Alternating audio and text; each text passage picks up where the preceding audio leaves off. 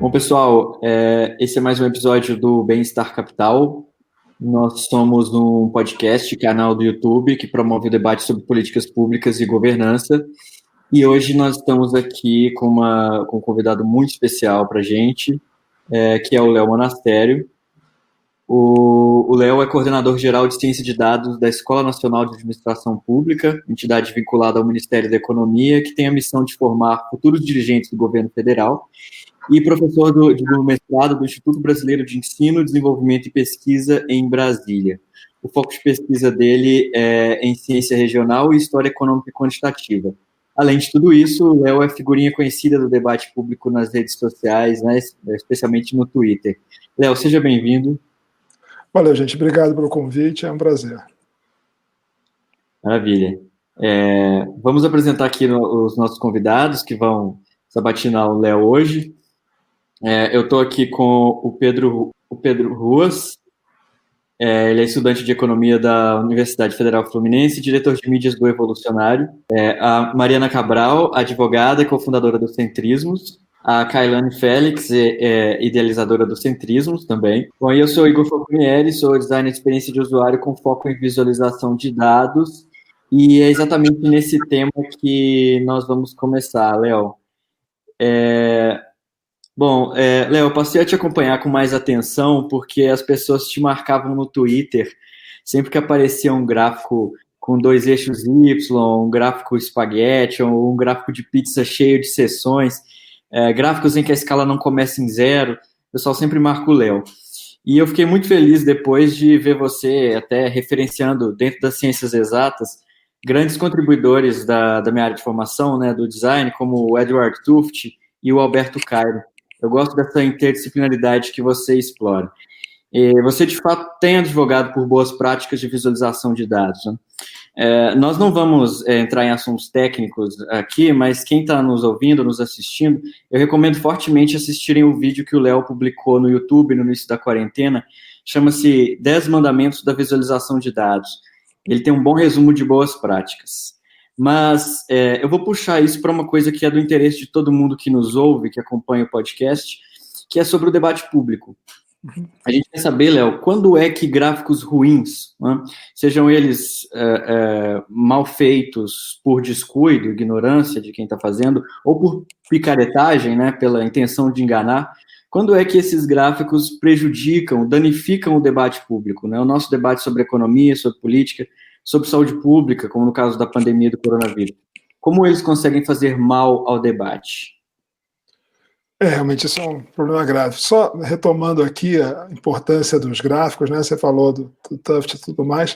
Eu sou meio, e essa é a minha maldição, né? Quando tem algum gráfico ruim, alguém sempre me manda no Twitter, mas eu, no fundo, eu me divirto. Eu não levava gráfico a sério, como a maior parte das pessoas com formação em economia, a gente não leva tão a sério assim. Aí via a McCloskey, a Deirdre McCloskey, que ela recomendou o Tufte, eu li e virei meio convertido, né? E como todo recém-convertido, você fica meio radical nas coisas, né? Você fica meio talibã na defesa das regras lá do Tufte. Então, claro, eu sei que é um pouco autodepreciativo isso, um pouco de consciência do meu radicalismo, né? De não defender, de defender o monoaxialismo, essas coisas assim, portanto é brincadeira. E você falou do Alberto Cairo também, e aí eu já aproveito para fazer propaganda. A gente no IDP já gravamos vários podcasts, chamado Ctrl Enter, que é sobre análise de dados, e um dos entrevistados foi o Alberto Cairo. E eu perguntei para ele sobre essas regras do Tufte e tudo mais, e o quanto que tem que ser rigoroso, e foi uma entrevista ótima, ele é, né, muito elucidativa. Ele disse, né, assim, como um craque da área, né, uma referência, diz, não, as regras existem, é importante, mas tem horas que você tem que quebrar, e o livro dele é muito bom nisso. Então, já fazendo propaganda aqui, né, ainda não está no ar, mas espero que o público também, daqui acho que menos de um mês, já vai ter esse episódio. É uma entrevista que eu recomendo fortemente. E eu perguntei para ele também isso, né, do mau uso de análise de dados, de visualização, que eu acho que agora na pandemia ficou muito claro, né? Pessoas que, ou porque não conheciam os dados, né? Um caso simples, né? Que eu também não sabia que tinha essas defasagens todas da entrada dos falecimentos no banco de dados. Então sempre parece que está caindo, mesmo que na verdade é só a defasagem, né? Isso que é um desconhecimento da geração dos dados, até a má intenção, né? O quanto isso é grave, né? O quanto que isso importa. E aí, é claro, né? Sempre vai ter um mal intencionado e tudo mais, mas ele respondeu, e eu no fundo concordo com ele, que faz parte um pouco da educação visual das pessoas, né? Eu acho que antes da pandemia ninguém sabia. Média móvel era um conceito que era desconhecido pela maior parte dos brasileiros, né, dados os problemas da educação brasileira. E agora não, tá corrente. Discussões sobre se o eixo deve começar em 0 ou não, a escala. Aí não é uma coisa que vai para o Jornal Nacional, mas discussões sobre se escala logarítmica deve ser usado ou não, já era uma coisa que as pessoas estavam discutindo e dando bons argumentos a favor e contra. Então, é claro, né? Gráfico é uma linguagem, como toda linguagem, você pode mentir, você pode exagerar, você pode dar mau uso para ela. O único jeito para se superar isso é fazer mais gráficos, criticar, ser aberto à crítica, né, as pessoas aceitarem que, da mesma forma que você pode questionar um número que o sujeito forçou a barra ali, ou uma afirmação que o sujeito forçou a barra, você pode chegar e dizer, olha, teu gráfico está fazendo uma outra, está apontando para uma coisa que não é um retrato razoável da realidade. Então, é verdade, acho que isso ficou muito imensamente claro na pandemia, mas a solução é mais gráficos, mais discussão, tudo isso, e um pouco de otimismo, que no final de contas as pessoas consigam, né, nesse mar de fake news, gráficos exagerados, consigam ter uma visão mais aproximada da realidade, né? Então, acho que é mais ou menos esse o caminho. Muito obrigado, Léo. Agora a gente vai passar para a pergunta da Kailane.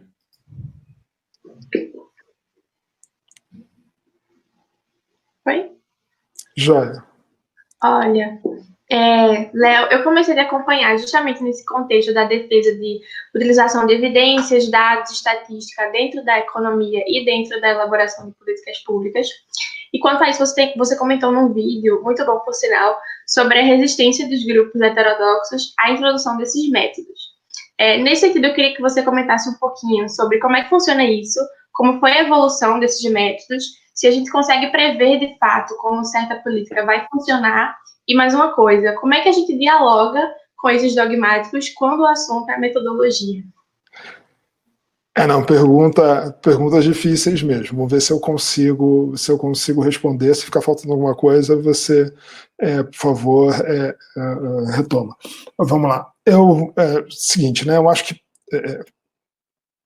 cada vez mais se tem mais dado, cada vez mais se tem dados de boa qualidade, e isso seria fundamental para se avaliar a política pública, para se fazer política pública, ou não precisa ser só política pública, não, né? Para o avanço mesmo das ciências sociais aplicadas, isso está em aberto. É uma oportunidade maravilhosa que a humanidade nunca teve tanto assim. E o grosso da pesquisa, né, em economia, falando da área que eu conheço mais, né, pesquisa empírica em economia está vivendo o seu tempo de ouro, porque justamente não só a abundância de dados, mas os métodos que são muito melhores do que eram no passado. A ciência estatística evoluiu e deu para a gente ferramentas em que se consegue ter uma estimação dos efeitos muito melhor do que se fazia no passado, né? As pessoas às vezes acham que a estatística parou na década de 20, que é tudo correlação e não tem nenhuma discussão sobre causalidade. Não, as coisas realmente mudaram. Faz uns 20, 30 anos, as coisas têm mudado num ritmo acelerado, felizmente, né? Felizmente aquilo que as pessoas faziam há 100 anos não vale mais como se espera que seja, né? Porque se você está baseando suas políticas num livro de 100 anos, tem alguma coisa errada com isso, né? Porque não é possível que alguém tenha escrito alguma coisa, e isso eu critico nos dois extremos ideológicos, né? Na extrema-direita e extrema-esquerda, a extrema-direita que eu estou falando aqui, não a extrema-direita totalitária, né? Mas os austríacos, mais ortodoxos, assim, não é possível que você tenha ficado tão estagnado assim. E que alguém, né, abriu os céus e alguém teve a verdade revelada e que você tem que acreditar em tudo que a pessoa diz. Então, de um lado, eu acho que a gente teve mais dados, mais ferramentas. Claro que, e entrando do outro lado, que são os limites disso. Tem os limites do próprio conhecimento, né? Ser humano o mundo muda, o que você estimou para uma sociedade pode não valer para outra, o que você estimou num tempo pode não valer para outro, mas é o que dá para fazer e a gente vai aos poucos acertando, né? O progresso da ciência, né? Vai aos trancos e barrancos, errando aqui, as novas gerações, isso é muito importante, né? E eu acho legal falar com vocês, um pessoal jovem.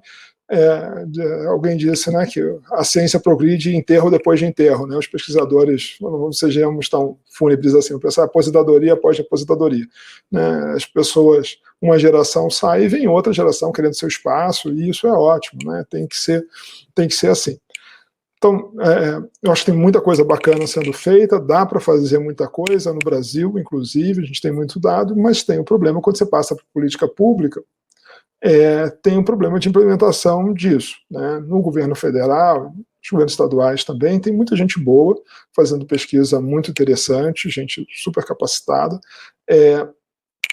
mas é claro que tem todos os problemas do funcionamento do mecanismo político. Claro, e uma parte é compreensível, né? Ninguém quer uma tecnocracia com economistas decidindo o que deve ser feito, mas às vezes, claro que algumas políticas ruins, comprovadamente ruins, que até é uma coisa que eu brinco, né, que um tanto das políticas públicas ruins no Brasil, você não precisa de nenhuma estatística sofisticada, né? Basta 4 operações, basta você ver quanto é que custa, divide pelo número de beneficiados, você vê que seria melhor você dar esse dinheiro para as pessoas, que seria muito mais, elas prefeririam isso do que o que é feito.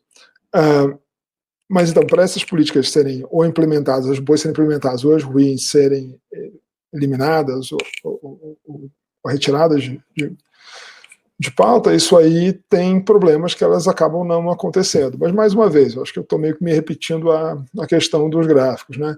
É uma briga constante, né? De avaliar e ficar mostrando para quem estiver envolvido, para a sociedade como um todo, que, olha, essa política é ruim, essa aqui é melhor, e aos poucos ir construindo esses consensos, né?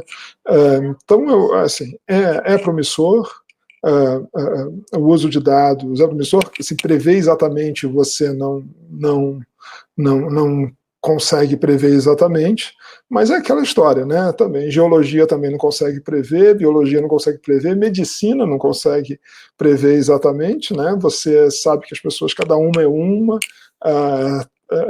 cada pessoa vai responder ao tratamento de uma forma, e mesmo assim todo mundo está tentando fazer o melhor possível e marginalmente, né, avanços marginais, acertando cada vez mais. O pessoal às vezes coloca assim, a economia é uma coisa totalmente...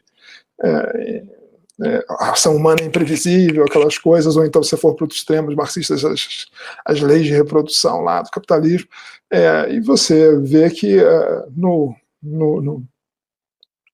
mainstream, né, a maior parte dos economistas vão reconhecer que você consegue fazer algumas previsões razoáveis, mas, tal como as outras ciências, você também tem problemas, né? Mas isso não é privilégio da economia, da sociologia, seja lá o que for. As outras ciências também enfrentam problemas que as previsões não vão ser exatamente como eles esperavam, e o conhecimento é imperfeito e tudo mais, né? Isso a gente, por bem ou por mal, comunga com as outras ciências. Não sei se respondi tudo, desculpa. Não, perfeito. Inclusive, a segunda pergunta era justamente no ponto que você tocou, sobre essa questão, porque ultimamente está tendo essa problematização do lema políticas públicas baseadas em evidências, justamente porque minimiza o aspecto principiológico, o aspecto político, o aspecto ideológico, e só que o ponto é razoável, a gente tem que tocar sempre nessa questão, mas eu não queria saber a sua opinião sobre se essa crítica, se vale a gente estar tocando nessa crítica agora, visto que a gente tem um presidente que levou a pandemia com incentivos completamente anticientíficos, se vale a gente estar tocando na problematização desse lema e não em popularizar mais ele. Bom, eu acho que política pública tem que ser guiada por evidência, mas não quer dizer que a política pública é feita só de evidência. Acho que o papel de quem avalia a política pública, quer seja na academia, quer seja no próprio governo, é tentar dar a maior, fazer a avaliação da melhor forma possível, mas quem vai decidir o que vai ser implementado ou não é a sociedade. Tem um exemplo, tem uma história que, mais uma vez, a McCloskey conta, que eu gosto muito, que ela fala de um almoço daqueles de Chicago, nos anos 60, em que o Gary Becker chega, né, todo animado, dizendo, olha, um aluno estimou que para cada condenado à pena de morte, isso reduz um assassinato, um homicídio, né, evita um homicídio. E então, na cabeça do Becker, isso significava que todo mundo deveria ser a favor da pena de morte. E a McCloskey disse, não, eu continuo sendo contra por outros princípios morais. Claro que isso simplesmente não entrava na cabeça do Becker, né? Não conseguia entender que a pessoa, você poderia ter uma evidência de um lado e as pessoas pesarem isso de forma diferente. O argumento da McCloskey era assim, ó, o Estado não deve ter o poder de tirar a vida de ninguém. Essa era a argumentação. Então, que o ponto é? Se deve fazer avaliar a política pública da melhor forma possível, tornar isso mais público, com a maior sinceridade possível, e idealmente deveria ficar na sociedade, no processo político, seja lá como for, com todos os seus problemas e vantagens, e fraquezas e pontos fortes, decidir o que deve ser adotado ou não. Eu costumo dizer que eu desconfio muito quando o cara só apresenta evidência empírica que está a favor das suas posições políticas, né? Isso é muito estranho. E, claro, é um problema maior ainda quando as pessoas pegam pseudociência, coisas mal feitas, tudo mais, e colocam para um discurso totalmente anticientífico. Aí é o pior.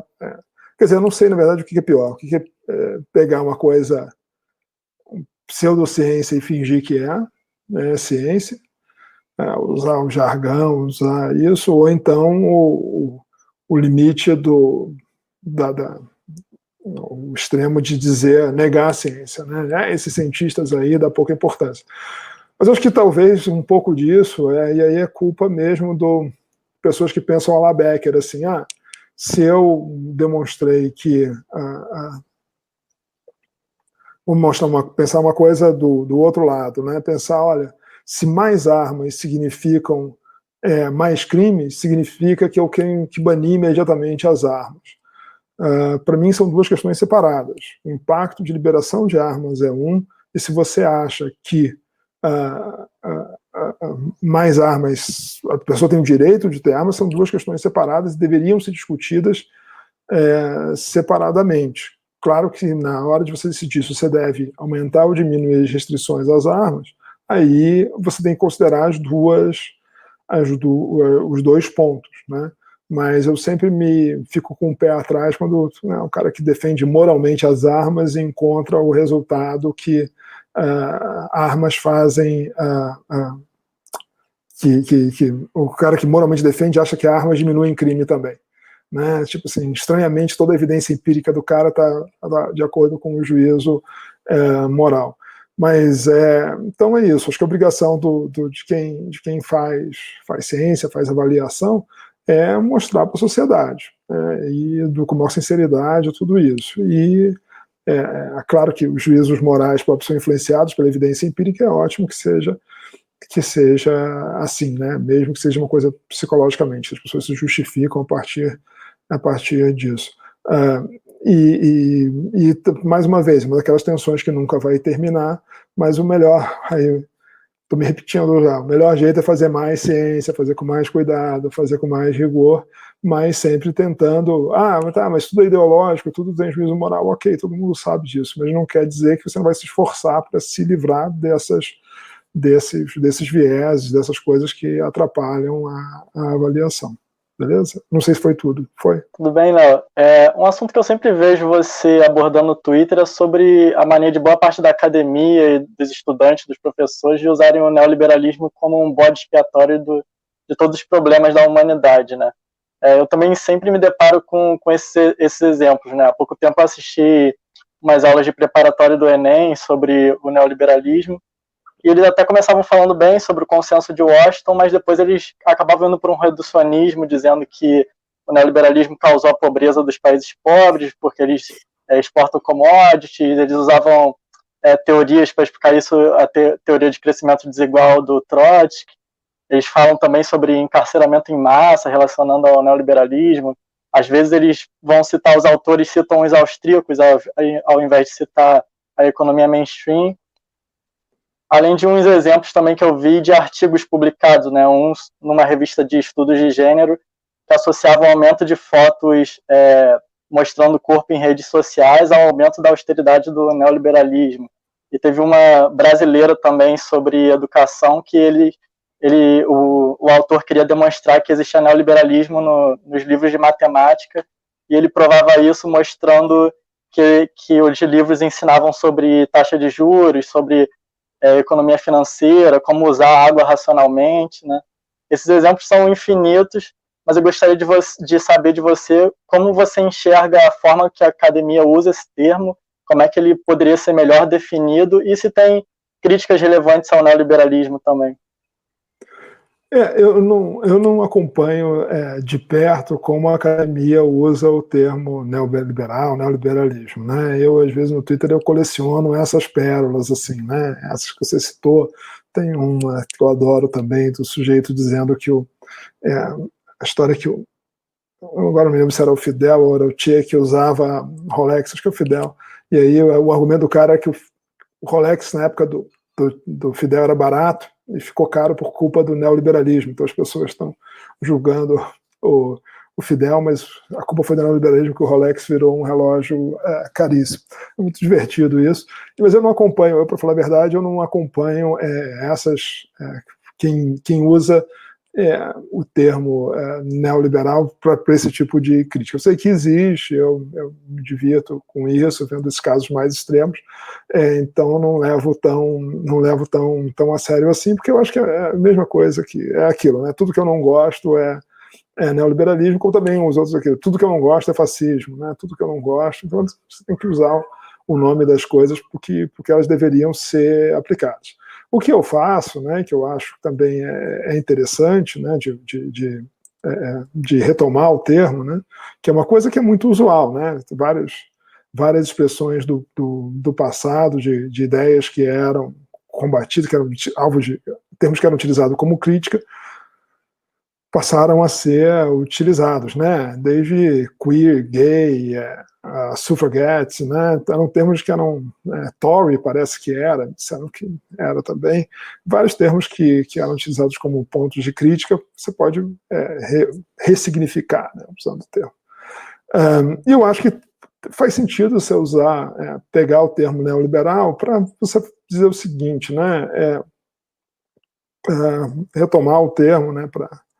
Para quem defende algumas coisas que eu acho que é um grande consenso, né? Dizer, olha, a gente gosta de mercados a maior parte do tempo funcionam, mas o Estado é necessário, existem falhas de mercado, falhas de Estado existem também, justamente por isso é que a gente não pode achar que o Estado vai resolver tudo, né? Existem os mesmos problemas que você tem no mercado, você tem problemas específicos no funcionamento do Estado, e uma valorização da liberdade, né, como em geral, né, que isso inclui direito de minorias, direito de liberdade de expressão, tudo isso. É que, claro, né, e uma ideia também, não sei se o quanto que é, né, colocada no papel isso, uma ideia de, olha, responsabilidade fiscal, né, de que isso tem de que imposto, como eu costumo dizer, né, imposto pode ser roubo, mas que seja um roubo justificado, né? Ou seja, que você gaste bem o dinheiro público e uma preocupação com um equilíbrio de longo prazo, né, das contas públicas. Tem, para quem estiver vendo, ouvindo a gente, eu acho que o pessoal do Adam Smith Institute da Inglaterra tem lá, né, tem um texto deles googarem isso, né? Sou um neoliberal, que é neoliberalismo. Tem um texto do Sam Bauman, que é bem simples, eu acho bacana. Também o pessoal do Niskanen Institute, né, dos Estados Unidos, tem esse tipo de visão, que é isso, né? Acreditar no mercado, né, acreditar no funcionamento dele, mas, ao mesmo tempo, saber que tem falhas, né, tem distribuição de renda, não é o que você gostaria, tem problemas de mobilidade, mas que os instrumentos estão aí, justamente, né, uma economia tão próspera como que você consegue gerar com uma economia aberta, você pode ter mecanismos para reduzir desigualdades, para colchões de proteção social para quem sai prejudicado no funcionamento do mercado e esse tipo de coisa, né? Assim, aqui no Brasil, como o discurso da intervenção estatal é muito forte, fica todo mundo parecendo você fica parecendo que você é um anarcocapitalista, coisa assim, mas não, é só trazer as coisas um pouco, dar mais espaço, confiar um pouco mais no mercado, né? Guardar o Estado para aquilo que realmente importa, né? Eu acho que isso é uma preocupação muito comum nesse tipo desses neoliberais, né? Ou seja, já que a partir do momento que você reconhece que o Estado tem limitações sérias na sua capacidade, especialmente no Estado brasileiro, né? Comparando o Estado brasileiro com os países, né, mais envolvidos, com capacidades estatais maiores, você sabe que o Estado brasileiro é capaz de muito pouca coisa, né? Tem limitações fortes. Então, já que é assim, então vamos guardar o Estado para fazer bem aquilo que ele deveria fazer e que ele, inequivocamente, gera maior impacto para a sociedade, né? Então, deveria ser o quê? Saneamento, saúde, educação básica, essas coisas que deveriam ser as prioridades, né? Coisas que você sabe que o esforço estatal, já que no Estado não tem uma quantidade infildável, o Estado tem recursos escassos, né? Às vezes recursos humanos mesmo, de qualidade, eles devem ser alocados naquilo em que vai fazer bem para a sociedade, né? Que evidentemente vai fazer bem, né? Então, acho que essa visão geral, que você pode chamar de neoliberalismo, né? Neoliberal nesse sentido, que não é o liberalismo do passado, né, de Stuart Mill lá, porque novas coisas entraram, né? Novas demandas, novos problemas, você aprendeu desde lá, e também eu acho legal que é uma forma de você se diferenciar de várias das lambanças que liberais já fizeram, né, através da história, né? Você consegue meio que dizer, olha, né, a gente está eu consigo me afastar dessa turma dizendo, olha, a gente tem uma coisa renovada aqui que está mais preocupada com desigualdade, que está mais preocupada com responsabilidade, com desigualdade, com mobilidade, com responsabilidade social das empresas, com direitos de minoria, e tudo isso. Então, eu acho que vale a pena, né, o termo neoliberal sendo reapropriado para mostrar que houve avanços, né? A pauta de liberdades aumenta, mas mesmo assim continua você dizendo que, olha, liberdade em todos os sentidos é importante e a crença no mercado né, tenha um pouco mais de fé no mercado e vai ter Estado sim, mas com um escopo mais focado, né, não tentando controlar tudo da vida. Eu acho que o exemplo, né, que você pega um espectro grande, né, você vê que nos Estados Unidos, ao menos, você tem caras de Bradley DeLonge, Noah Smith, esses caras que eu acho que são super bons dentro da economia que estão incorporando isso. Eu recomendo também muito uma defesa aí, ele não usa neoliberalismo, mas a defesa do liberalismo de um jeito moderno, o livro do Adam Gopnik, que é um cara que escreve sobre na New Yorker, sobre tudo, né, mas ele tem um livro que eu recomendo fortemente aqui, eu passo a referência para vocês puderem colocar no vídeo, fica, eu acho bem interessante.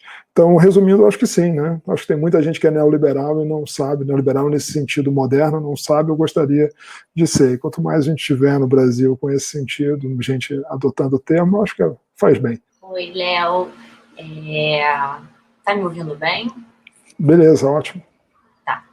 Ainda nessa questão do debate público, eu gostaria de perguntar para você o que você acha sobre a sua própria regra dos 2 desvios, que como ela deve ser aplicada. Tem 2 caminhos que, ao meu ver, gozam de argumentos suficientemente bons de ambos os lados. O primeiro deles seria não debater, porque isso seria dar palco para maluco, né? Bater palma para maluco dançar, digamos assim. E o segundo deles seria o que eu acabo tendo uma tendência a realizar mais, que seria debater com aquele maluco, não por causa dele, porque ele já provavelmente é um caso perdido, mas para quem provavelmente segue ele ou venha ler o que ele diz e habite aquela bolha dele, olhe e fale, bom, isso é bacana, isso aqui faz sentido, faz mais sentido até.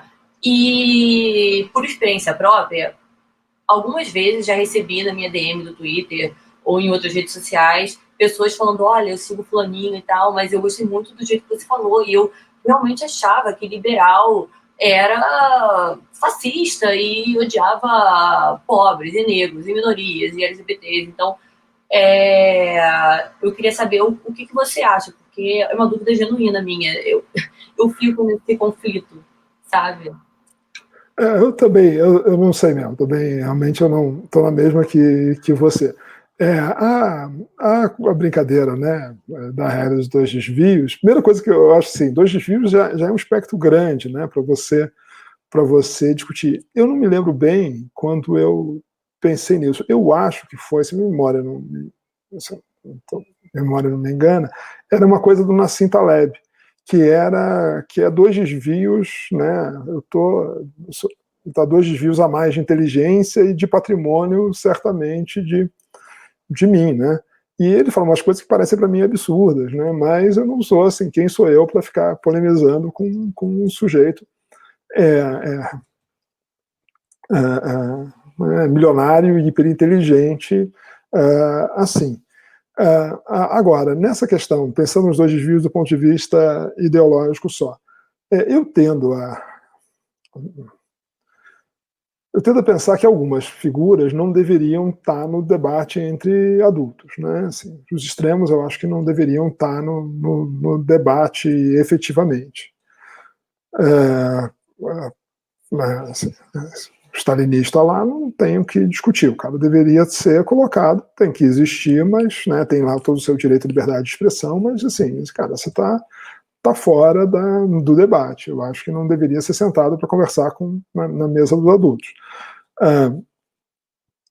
Porém, né, acho que o teu ponto é válido. E é claro, né, mais uma vez, a gente é humano. Eu, às vezes, debato e faço uma coisa dessa, às vezes faço com deboche, uma coisa dessa, mais para descarregar, né, mais para frustrações gerais da vida moderna. Estou longe de ser perfeito e a gente acaba fazendo esse tipo de coisa. Mas eu acho que sim, né? Talvez tenha, para quem está vendo esse debate, né, você tem um ponto, né, você está ali mostrando, olha, né, existem outras visões, é importante. Eu realmente não sei o que é mais, eu realmente não sei o que é mais efetivo. Talvez tenha essa visão tua de pensar, não vou mudar a opinião do cara, mas vou cumprir meu papel e dizer os argumentos, talvez isso seja, e aí quem tiver, né, presenciando esse debate vai poder ter outra visão. Eu acho que talvez seja o melhor para a cidadania, para tudo isso. Talvez não seja o melhor para o seu fígado, né? Talvez, né, você acabe ficando mais chateado do que outra coisa, mas talvez seja o melhor para o debate como um todo. Mas eu ainda, se for para preservar a saúde mental, talvez a regra dos 2 desvios continua sendo uma boa. Mas de qualquer forma, né? Como eu digo, tal como as regras para os gráficos lá, né? A regra está aí para você quebrá-la, né? Só que quebre-a conscientemente, quebre-a pensando, talvez como você faz, né? Quebre-a sabendo, olha, está em 2 desvios, tudo mais, mas assim, eu vou quebrar porque é para o bem. Talvez seja uma orientação melhor. Maravilha. Léo, a gente vai estar encerrando. Beleza. Realmente só tenho a agradecer. Não, eu que agradeço, pessoal. Foi ótimo, perguntas ótimas. Ficou bom, né? Tá jóia. Nós podemos fazer vários episódios, Léo Monastério, somente sobre regra dos 2 desvios, hora de... Não, obrigado. Eu tenho vontade de fazer um Léo Monastério reage a gráficos ruins. Mas façam, vejam lá, o podcast vai ser legal, já entrevistei gente bacana do podcast, vai ser divertido. Então, mas parabéns pela iniciativa de vocês aí, vocês fazem um trabalho muito bom, né? Sucesso para vocês, e é isso aí, bom ter essa disposição da juventude aí, que vocês têm aí. Nós que temos que agradecer, Léo, pela sua disposição definitiva para uma qualificação do debate, também com irreverência, ao mesmo tempo com rigor científico. Muito bom ter essa referência para a gente. Vou passar para o pessoal gente. Agradecimentos. Valeu. Obrigada. Eu primeiro, obrigada pelo convite, Igor e os meninos. E Léo pela presença, foi maravilhoso. É uma pessoa que eu desde sempre admirei muito. E é isso. Obrigado. Valeu, pessoal, agradecendo aí. Até o próximo episódio. Obrigada, Léo, pelo privilégio, né, de poder estar aqui essa manhã com você. E por aliviar um pouquinho do meu peso de consciência, né, na consciência, por às vezes debater, por desviar bastante a regra do Leonardo. Tá, já, gente, muito obrigado, foi um prazer mesmo, um ótimo papo, as perguntas foram excelentes, agradeço muito, então, e sucesso para vocês.